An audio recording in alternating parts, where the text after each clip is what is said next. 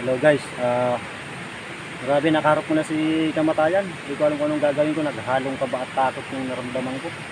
Nagkatitigan kami ng cobra. Wala nang kalating dupa. Buti na lang, lumayo siya, ang kintab pa naman ang haba. Kaya ingat-ingat tayo dun sa pagpupunta ng ganito. Doon siya lumibas sa may pools na yun. Dito kami nagkasalubong.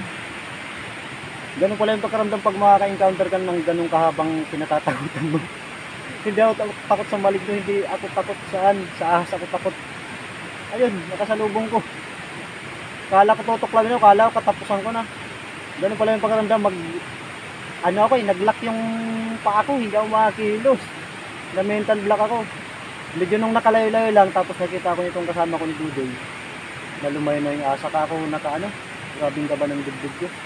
So paalala lang, maging mapanuri, baka mapagkamalan natin baging, tingin-tingin, talasan ng paningin, pakiramdam kasi isa lang ang buhay natin. Itong ginagawa nating pambablog na to ay hindi natin kailangang mag-buwis ng buhay, sabi nga ni Kuya Albert.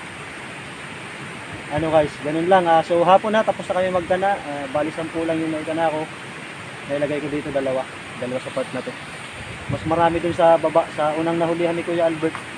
Meron din ako dun, yung una niyang nahulihan dito sa Nagdarlan. Meron din ako dun. So abangan nyo lang bukas yung pagpandaw natin. Hindi ko rin pinapangako kung may huli, sana meron huli. Okay guys, salamat sa inyong panonood. At pag nadaanan ka ng video na to, huwag mo naman kalimutan paki-like, share at subscribe. Libre lang naman yun, libre din panonood dito. Salamat!